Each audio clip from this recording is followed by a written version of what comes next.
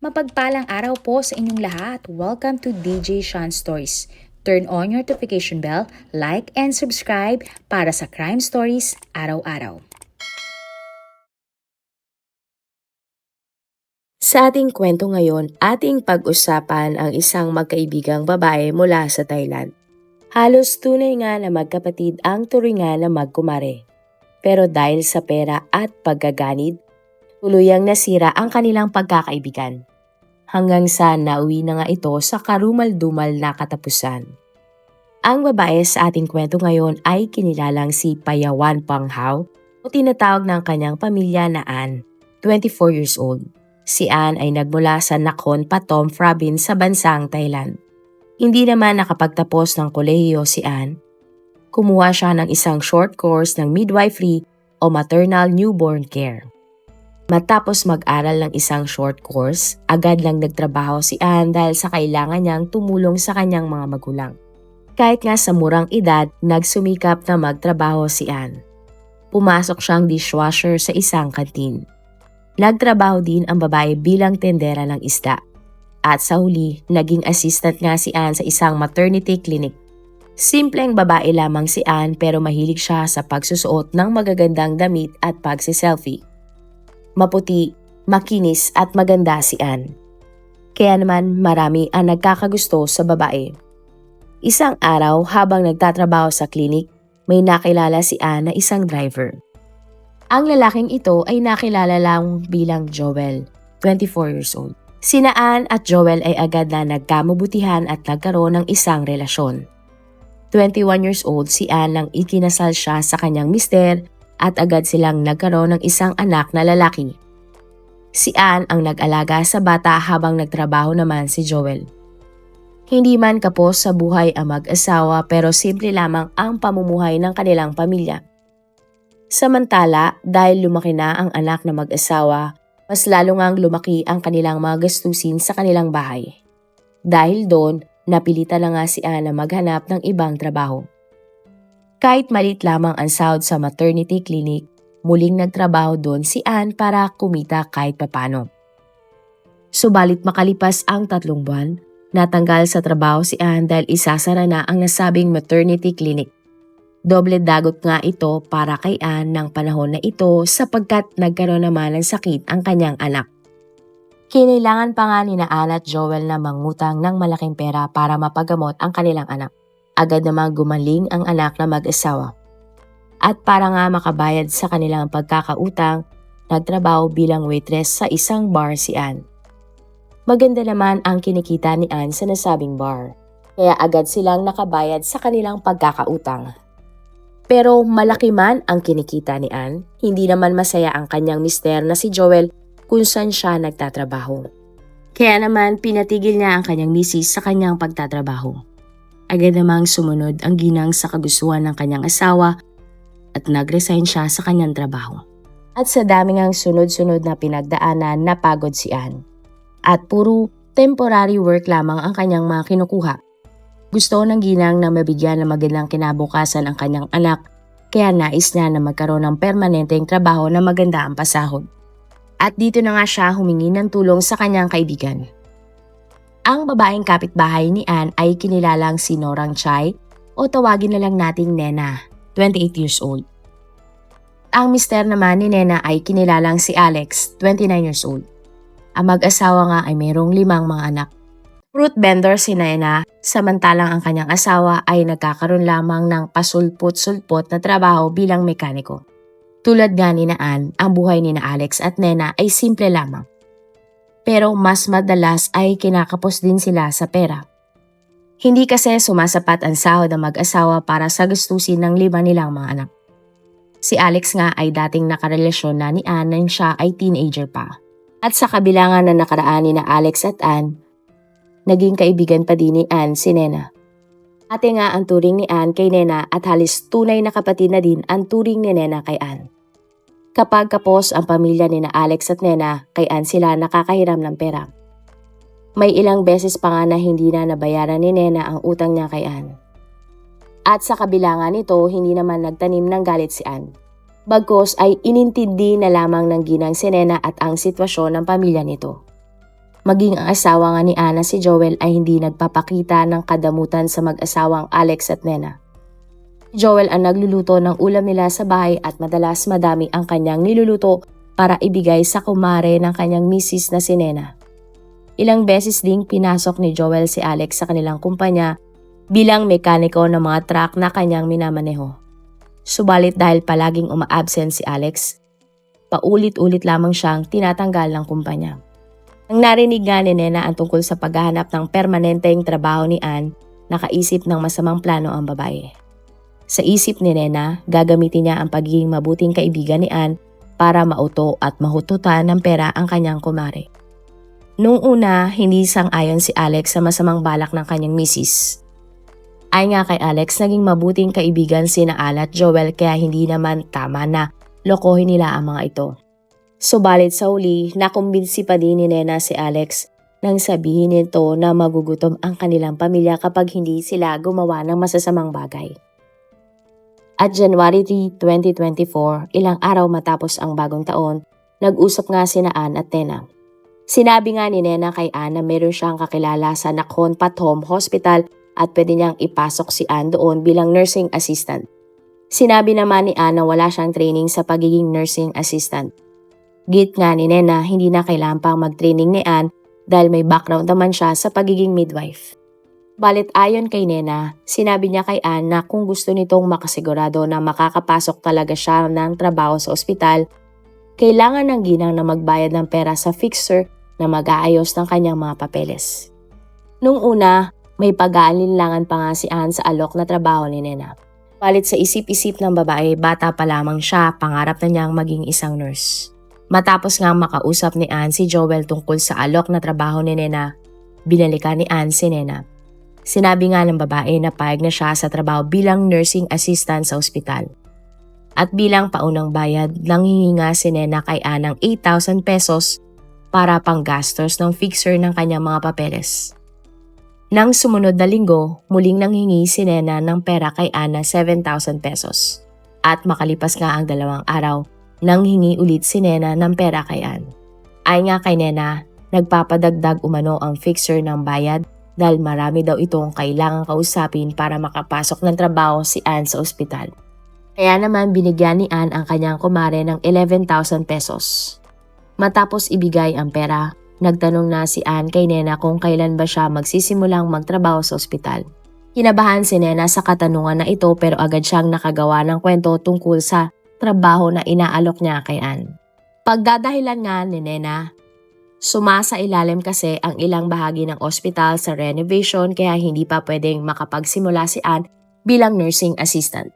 At agad namang naniwala si Ann sa storya na ito. Bago nga matapos ang buwan ng Enero, nanghingi muli ng pera si Nena kay Ann. Sa pagkakataon na ito, nanghingi ng halaga na 18,000 pesos si Nena kay Ann. Labis ngang nagulat si Ann at sinabing napakalaking pera naman ang hinihingi ni Nena.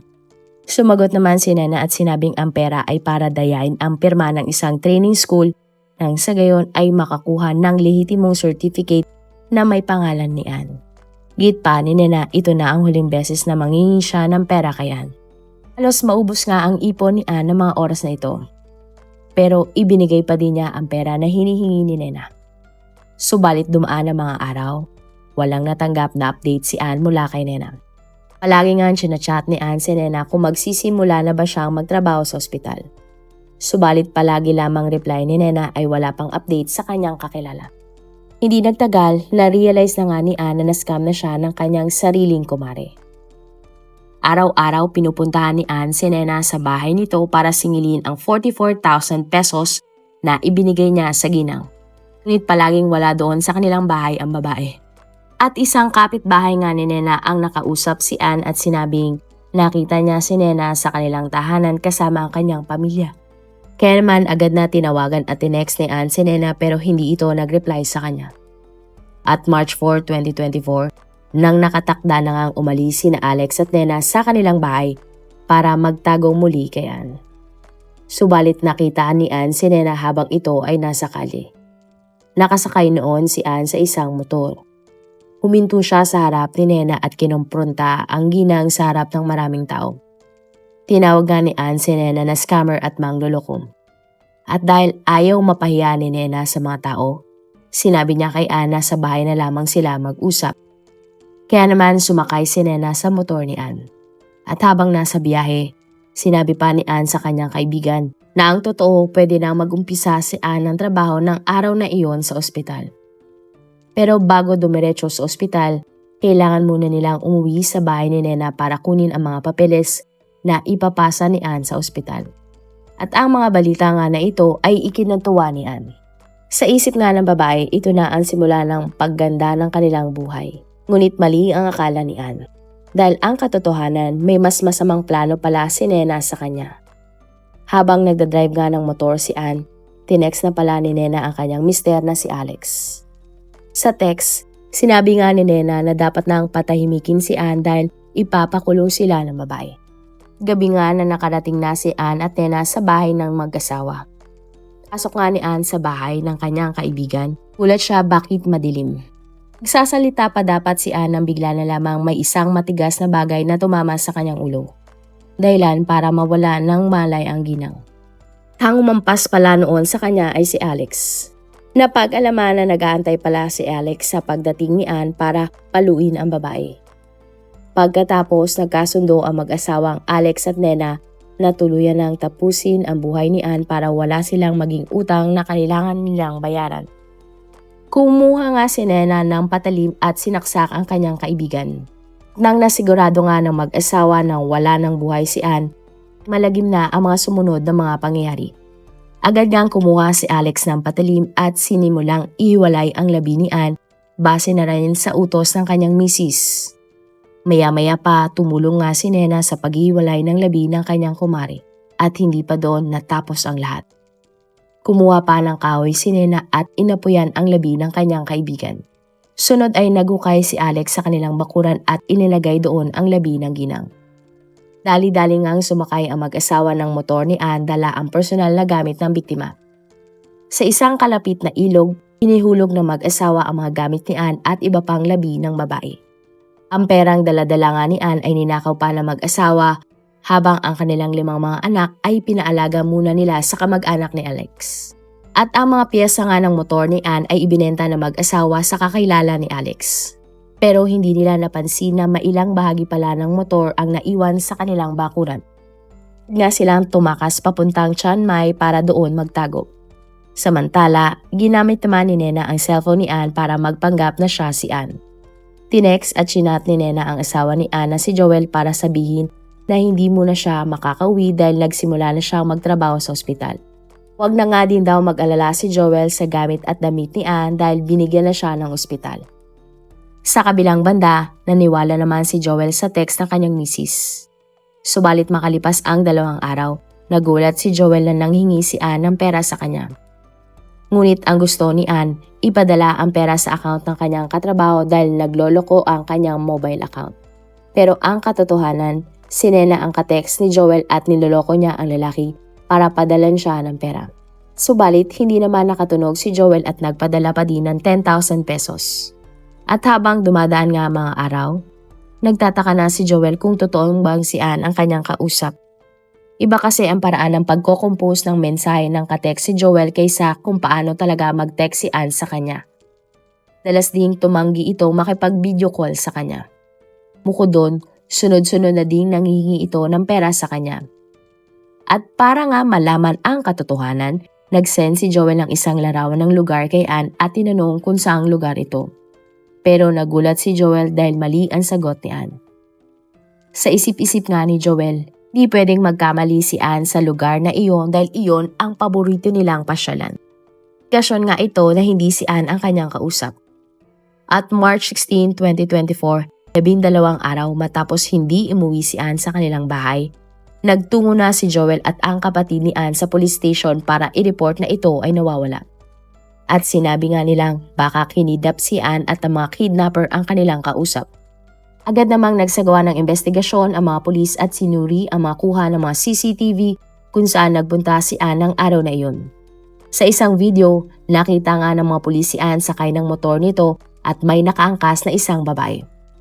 Nabanggit nga ni Joel na kilala niya ang nakaangkas kay Ann At ito ay ang kaibigan niyang si Nena. Agad nang nagtungo ang mga pulis sa bahay ni Nena pero wala silang naabutan doon. Kos ay natagpuan ng mga pulis ang ilang sunog ng mga kahoy. Nang suriin nga ang mga kahoy, nakita nila ang ilang parte ng labi. Tungo din ang mga pulis sa kalapit na ilog ng bahay ni na Alex at Nena.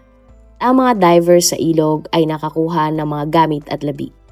Kinuha ito ng mga pulis para sumailalim sa mas malalim na investigasyon. Natagpuan din ng mga pulis ang ilang bahagi ng isang motor. Ayon nga sa mga pulis, ang ilang parte ng motor na iyon ay pag-aari ni Ann. Habang ang mga gamit naman na natagpuan sa ilog ay pag-aari din ng ginang. Sumailalim nga sa isang digital investigation ang account number na pinapadalhan ng pera ni Joel. At napag-alaman nga na ang account na ito ay pag-aari ng dalagang kapatid ni Alex na nakatira sa Chiang Mai. At dahil sa mga circumstantial evidence laban sa mag-asawang Nena at Alex, sa kanila sumentro ang investigasyon ng mga otoridad. Samantala, lumabas naman sa DNA test na ang labingang natagpuan sa dalawang magkaibang lugar ay ang nawawalang si Ann.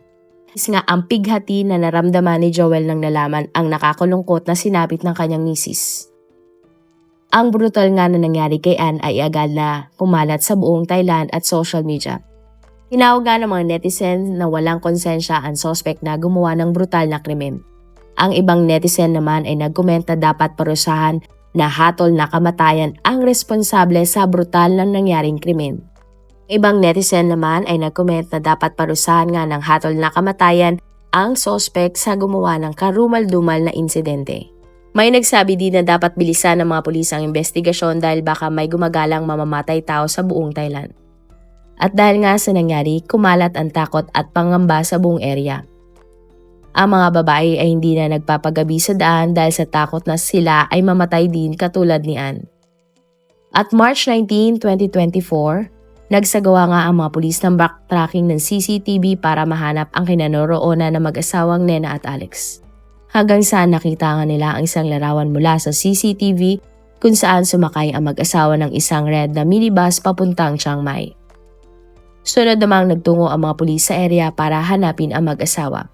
At makalipas lamang ang 2 araw na paghahanap, nakakuha ang mga pulis ng impormasyon sa hotel na tinitirhan ng mag-asawa. At pagdating nga ng mga pulis sa nasabing hotel, ayaw buksan ng mga pulis ang kwarto na kinaroroonan ni na Alex at Nena. Tangan choice ang mga otoridad at pwersahan binuksan ang loob ng kwarto. At sa loob nga ng kwarto, nakita nila ang mag-asawa sa isang banyo. Agad silang inaresto ng mga otoridad at dinala sa police station. Ipinakita ng mga pulis kina Alex at Nena ang lahat ng mga ebidensya na nagsasabing silang mag-asawa ang suspect sa karumal-dumal na sinapit ni Ann. Alam nga ni na Alex at Nena na wala silang kawala dahil sa ginawa nilang krimen at agad silang umamin.